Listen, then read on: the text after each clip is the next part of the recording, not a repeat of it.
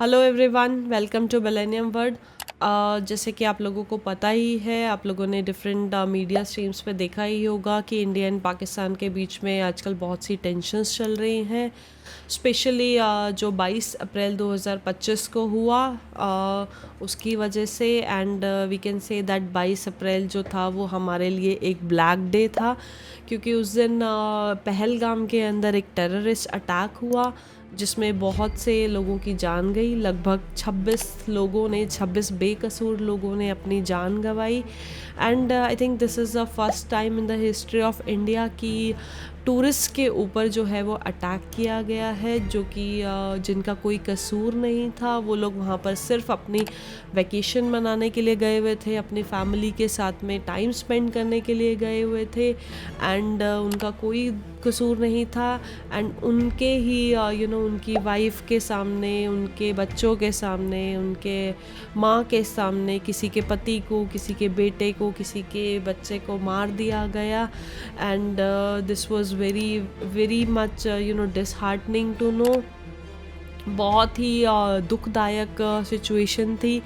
And specially उस time पे ऐसी ऐसी बेसिस पे उन लोगों ने मारा कि just on the base of the religion, कि आप हिंदू हो या मुसलमान हो। एंड जो भी हिंदूज थे जो कलमा नहीं पढ़ पाए, एंड उन्हें जस्ट इस वजह से मार दिया गया। आई थिंक ये टेररिज्म जो है वो बहुत टाइम से फ़िलहाल हमारे दो कंट्रीज़ के बीच में फ़िलहाल चल रहा है। पाकिस्तान जो है, जो कि इन टेररिस्ट कैंप्स को अपने देश में जगह देता है, that is very very much वो बहुत ही निंदनीय है। एंड बहुत से लोगों की जिन जिन लोगों ने अपनी जान इसमें गंवाई है, हमारी दिल से दुआ है उनके लिए कि भगवान जो है उन्हें अपने श्री चरणों में उन्हें अपनी जगह दे। ये तो था कि क्या टेरर अटैक हुआ, कैसे हुआ। लेकिन ये जो टेरर अटैक हुआ है 22 अप्रैल 2025 को, एंड इसके लिए कुछ ना कुछ जो है, मतलब पहले से स्ट्रैटेजी जो है पाकिस्तान ने ऑलरेडी ही बना रखी थी। एंड आई थिंक इसके बहुत सारे एविडेंसेस जो हैं ऑलरेडी प्रेजेंट भी हैं। कहीं ना कहीं इंडियन मीडिया को या इंडियन गवर्नमेंट को इसके बारे में इंफॉर्मेशन थी। जो मोसाद एजेंसी है, जो कि बहुत ही फेमस इंटेलिजेंस एजेंसी है, उन्होंने भी हमें आगाह किया था कि कुछ ऐसा टेरर अटैक्स जो है वो हो सकता है। तो कहीं ना कहीं देखा जाए तो चूक जो है वो हमारी साइड से भी हुई है, या फिर कहिए कि हम लोग शायद टाइमली एक्शन नहीं ले पाए, इंस्टेड ऑफ नोइंग कि जो टेरर अटैक है वो एज पॉसिबल है, ऐसा टेरर अटैक हो सकता है। अब आप लोग सोच रहे होंगे कि मैं ऐसा क्यों कह रही हूँ कि हमें पहले से ऐसा पता था। ऐसा इसलिए क्योंकि as per the news agencies, जो मक्सर टेक्नोलॉजी है, जो कि बेसिकली यूएस की एक सैटेलाइट बेस्ड इमेजिंग फर्म है, जो कि सैटेलाइट इमेजेस प्रोवाइड कराती है डिफरेंट ऑर्गेनाइजेशंस को, उससे बेसिकली 12 ऑर्डर्स मिले थे for high resolution images of Pahalgam. ये जो ऑर्डर्स उसे मिले थे नॉर्मल ऑर्डर्स से लगभग 3 से 4 गुना थे। नॉर्मली इतने ऑर्डर्स किसी भी स्टेट के लिए या किसी भी उसके लिए किसी की सैटेलाइट इमेजरी के लिए नहीं मिलते हैं, that too with in a short span of 1 month. तो 22 फरवरी 2025 से 25 तक जो है, 2 फरवरी 2025 से लेके 22 फरवरी 2025 तक उन्हें जो है 12 ऑर्डर्स मिले थे पहलगाम की सैटेलाइट इमेज जनरेट कराने के लिए। और ये जितने भी इमेजेस के लिए ऑर्डर मिले थे, ये इमेजेस जो थी वो बिज़नेस सिस्टम इंटरनेशनल लिमिटेड को दी गई, जो कि बीएसआई है। बीएसआई एक पाकिस्तान बेस्ड एजेंसी है, जो कि जियोस्पैटिकल कंपनी है। वो भी इमेजेस जो है कैप्चर करती है। एंड ये जो कंपनी है ये मक्सर टेक्नोलॉजी की पार्टनर है, इक्वल पार्टनर है। एंड कहीं न कहीं जो है जो भी मकसद ने जो भी इमेजेस निकाले पहलगाम के, वो सारे इमेजेस जो हैं वो इस ऑर्गेनाइजेशन को, इस एजेंसी को दिए। एंड आपकी जानकारी के लिए मैं बता दूँ कि ये जो ऑर्गेनाइजेशन है, ये ऑलरेडी इसकी रेपुटेशन जो है वो सही नहीं है, क्योंकि पहले भी इसने जो है बहुत ही इल्लीगल तरीके से हाई परफॉर्मेंस इक्विपमेंट्स जो हैं वो पाकिस्तान एटॉमिक एनर्जी कमीशन को सेंड किए थे। एंड इसके अगेंस्ट में यूएस ने भी रेज़ किया था कि they have breach the rules. And इस टाइम भी कुछ ऐसा ही हुआ है कि इन लोगों ने इमेजेस जो हैं वो वहाँ से सैटेलाइट इमेजेस उठाई हैं। लेकिन अब आप लोग सोच रहे होंगे कि ये तो नॉर्मल सी बात है किसी की सैटेलाइट इमेजेस उठाना। तो नॉर्मल सी बात नहीं है, और नॉर्मल सी बात इसलिए नहीं है क्योंकि ये रिपीटेडली एक महीने में रिपीटेडली इतनी इमेजेस उठाई गई हैं, पहली चीज़। और दूसरी चीज़ ये कि जो एक इमेज है उसकी जो कॉस्ट है लगभग 3 लाख रुपए है। एंड बार बार कोई 3 लाख रुपए एक इमेज के लिए इन्वेस्ट करके वो इमेज ले रहा है पहलगाम की, that means they are planning to do something on this. तो इसीलिए वो लोग रिपीटेडली जो है इसीलिए ये इमेजेस को ले रहे थे, क्योंकि बार बार वो जस्ट ये देखना चाहते थे कि कहाँ कहाँ पे ट्रूप्स, जो मिलिट्री की ट्रूप्स मूवमेंट्स हैं वो कहाँ कहाँ हो रही है, क्या इंफ्रास्ट्रक्चर है, क्या मिलिट्री ऑपरेशंस वहाँ पे हो रहे हैं, कैसे वहाँ से वो लोग एंटर कर सकते हैं। ये जितना भी प्लान था वो बना रहे थे, वो सारा यहीं से बना रहे थे।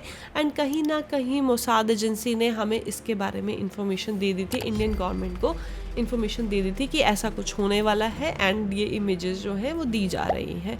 एंड सबसे जो बड़ा जो स्ट्रॉन्ग पॉइंट है यहाँ पे वो ये है कि जैसे ही ये अटैक हुआ, पहलगाम का अटैक, इसके बाद जो मक्सर टेक्नोलॉजी है उसने अपनी वेबसाइट के ऊपर ये चीज़ को रिमूव कर दिया कि दैट पाकिस्तान की जो BSI business system international company है उसके पार्टनर है, they have remove this thing from their website after knowing this about the terror attacks. So I think कहीं ना कहीं उन्हें भी इस चीज़ का अंदाज़ा था कि उनकी दी हुई इमेजेस को यूज़ किया है पाकिस्तान ने फॉर दीज टेरर अटैक। और एक चीज़ और, जो BSI का जो ऑनर है जिसने BSI सेट की है, दैट इज़ सैयद उबैदुल्ला। उसके ऊपर ऑब्वियसली बहुत से ऑलरेडी ऑनगोइंग इश्यूज़ हैं कि उसने बहुत से इलीगल तरीके से जो है इक्विपमेंट्स प्रोवाइड किए हैं पाकिस्तानी मिलिट्री को। ये भी एक बहुत ही बड़ा कंसर्निंग फैक्टर है। एंड आई थिंक अगर आप हिस्ट्री उठा के देखो तो सिमिलर चीज़ जो है वो कारगिल वॉर में भी हुई थी। इमेजेस जो हैं वो शेयर की गई थी कारगिल वॉर में भी, सेम तरीके से सैटेलाइट इमेजनरी जो इमेजेस हैं वो शेयर की गई थी। एंड उससे पहले ही जो पाकिस्तानी आर्मी थी उसने सियाचिन ग्लेशियर के लिए बूट्स, जो भी इक्विपमेंट्स चाहिए वहाँ पे यूज़ करने के लिए, सब कुछ पहले से ही ख़रीद के रखा था, सब कुछ पहले से ही तैयारी कर ली थी। सो सिमिलर स्ट्रैटेजी जो है उन्होंने अभी भी यूज़ की है जो उन्होंने कारगिल के टाइम पे यूज़ की थी। तो I think if the government would have been bit more alert, तो थोड़ा सा हम इसे रोक पाते। बट एनीवे आई थिंक हम लोगों ने ऑलरेडी इसका बदला ले लिया है with the help of operation Sindoor, जो कि जो कि इंडियन आर्मी का लिया गया ऑपरेशन है। एंड इस ऑपरेशन सिंदूर में हमने उनके लगभग 11 air bases and 9 terror camps जो हैं उसको ख़त्म कर दिया है। And I think this is a biggest victory for us कि दुश्मन को हमने उनके घर में घुस के मारा है। एंड स्पेशली बिगेस्ट विक्ट्री मैं इसलिए बोलूँगी क्योंकि इस टाइम पे पाकिस्तान जो था वो रेडी था कि हाँ भाई, उसे पता था कि हाँ इंडियन आर्मी जो है वो बदला लेगी। वो फुल अलर्ट था, वो फुल अपना उसका defence system, air defence, water defence, navy defence जो भी है सब कुछ उसने तैयारियां करके रखी थी। एंड इसके बावजूद इंडियन आर्मी ने उन्हें पाकिस्तान में उनके घर में घुस के मारा, उनके सारे टेरर कैंप्स को डिस्ट्रॉय किया। That is one of the biggest achievement of Indian army and I think for that we have to salute to them. एंड जो पूरा घटना हुई है इसका जो क्रेडिट है आई वुड से वो ऑलरेडी जैश ए मोहम्मद और लश्कर ए तैयबा ने लिया है कि हाँ हम लोगों ने जो है टेररिस्ट अटैक किया है, एंड बेसिक इसीलिए ही इंडियन आर्मी ने मेजरली इन्हीं के ऊपर ही टारगेट किया। तो 9 जो ऐसे टारगेट इन द फर्स्ट जो टारगेट फर्स्ट अटेम्प्ट में जो इंडियन आर्मी ने इनके ऊपर अटैक किया फॉर दिस, तो पहला जो टारगेट था दैट वाज बहावलपुर पंजाब पाकिस्तान में, जहाँ पे जैश ए मोहम्मद का हेड क्वार्टर्स है, वहाँ पे इन लोगों ने अटैक किया। एंड उसमें बोला जा रहा है कि इसकी उसकी जो पूरी फैमिली थी, उसके फैमिली मेम्बर्स थे, वो भी मारे गए हैं। हालांकि वो जिंदा है लेकिन फैमिली उसकी डिस्ट्रॉय हो गई है, उसके टेरर कैंप्स पूरे डिस्ट्रॉय हो गए हैं। दूसरा जो उन्होंने किया वो किया था मुरिद के पंजाब पाकिस्तान के ऊपर, जो कि लश्कर ए तैयबा का मेन बेस कैंप है। वहाँ से ही वो अपने सारे टेरर कैंप्स चलाता है, वहाँ से ही वो अपने मतलब जो भी लोग हैं उनको टेरर की ट्रेनिंग्स देता है। तीसरा जो उन्होंने अटैक किया वो मुजफ्फराबाद में किया, जो कि पाकिस्तान एडमिनिस्ट्रेड कश्मीर आप बोल सकते हो उसको। एंड यहाँ पे भी बहुत सारे टेररिस्ट कैंप्स ऑलरेडी चलते हैं, जहाँ पे लोगों को सुसाइडल बॉम्ब्स की ट्रेनिंग दी जाती है, सुसाइडल ह्यूमन बींग्स होते हैं। यहाँ पे बहुत सारे टेररिस्ट कैंप्स हैं, तो यहाँ पे भी उन लोगों ने डिस्ट्रॉय किया। चौथा जो उन्होंने डिस्ट्रॉय किया वो किया कोटली पाकिस्तान में।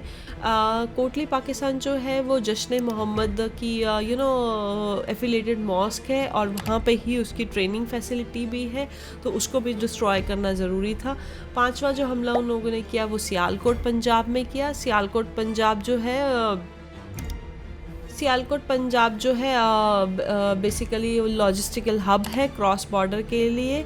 एंड उसके बाद जो छठा हमला किया उसने मलीर कैंटोनमेंट कराची पे किया था। यहाँ पे भी बहुत सारे जो वेपन्स होते हैं, इनके जितने भी जो डिस्ट्रक्शन के लिए वेपन्स यूज़ करते हैं वो सारे वेपन्स के यहीं पे ही स्टोर करते हैं, इसीलिए इसने यहाँ पे भी हमला किया। सातवां हमला इन्होंने रावलकोट में किया, पाकिस्तान एडमिनिस्ट्रेटेड कश्मीर है, जो कि लश्कर ए तैयबा का recruitment centre you can say that की है, जहाँ पे वो लोगों को रिक्रूट करता है और टेररिज्म की ट्रेनिंग देता है। आठवां जो था उसने चकौती में किया, which is again Pakistan administrated Kashmir. यहाँ पे भी ये भी एक लाइन ऑफ कंट्रोल के पास की लोकेशन है, जहाँ पे टेरर बेस्ड कैंप्स हैं, इन्हें डिस्ट्रॉय करना जो था वो बहुत ही ज़रूरी था। देन जो लास्ट जो 9th जो अटैक था that was in Bagh, which is against a training ground for newly recruited militants. तो इन सब पे इंडियन आर्मी ने बहुत ही अच्छे तरीके से बहुत ही सोच विचार करके हमला किया। एंड इसके अंदर लगभग 100 आर्मी ऑफिशियल्स जो हैं उनके मारे, 100 टेररिस्ट जो हैं लगभग उनके मारे गए हैं। एंड प्लस जो 35 से 40 जो हैं वो पाकिस्तानी मिलिट्री ऑफिशियल्स जो हैं वो भी मारे गए हैं इनके अंदर। एंड और ये जो जितने भी अटैक जो इंडियन आर्मी ने इन टेररिस्ट कैंप्स के ऊपर किए हैं, ये बहुत से इसमें इक्विपमेंट्स यूज़ किए हैं, जैसे कि रफाले फाइटर जेट्स का हम लोगों ने यूज़ किया है उन लोगों को डिस्ट्रॉय कराने के लिए। देन ASM हैमर बॉम्ब्स का हम लोगों ने यूज़ किया है। Then we have used the BrahMos missile as well, जो कि हमारी सबसे जो मेन मिसाइल थी जिसने कि उनके पूरे टेरर कैंप्स को डैमेज किया है। देन स्कैल्प क्रूज मिसाइल्स का हमने यूज़ किया है। तो डिफरेंट टाइप्स की जो है थी हम लोगों ने मिसाइल किया है। S-500 का भी हम लोगों ने यूज़ किया है। And there were different types of missiles, there were different types of ASM hammer bombs as well, जो कि यूज़ किए गए थे इनके साइट्स को डिस्ट्रॉय करने के लिए। And I think that was very thoughtful of Indian Army कि they had उन लोगों ने इस चीज़ का पूरा ध्यान रखा कि वहाँ के सिविलियंस को कुछ भी ना हो। इट्स जस्ट दैट हमारी लड़ाई जो है वो टेररिस्ट के साथ में है, टेरर कैंप्स के साथ में है। वी डू नॉट वांट कि सिविलियंस को कुछ भी हो। And so this was the part 1 of this video, and जिसमें हम लोगों ने बेसिक्स जो है वो डिस्कस किया है कि क्या हुआ, कैसे हुआ, हम रोक सकते थे या नहीं रोक सकते थे, कितने टेरर कैंप्स हम लोगों ने डिस्ट्रॉय किए। So stay tuned with us for more information on this, which will be coming in the part 2, जिसमें हम डिटेल में डिस्कस करेंगे कि क्या हम लोगों ने मिसाइल्स यूज़ करी, एंड प्लस जो सेकेंड अटैक हम लोगों ने उनके एयर बेसिस पे किए हैं वो कैसे किए, एंड उसमें हम लोगों ने क्या क्या यूज़ किया. So stay tuned with us for more such updates on the operation Sindoor. And I literally salute to the Indian government, to the Indian army for doing the successful operation on Operation Sindoor. Thank you so much, and stay tuned with us for more such updates on this. Thank you.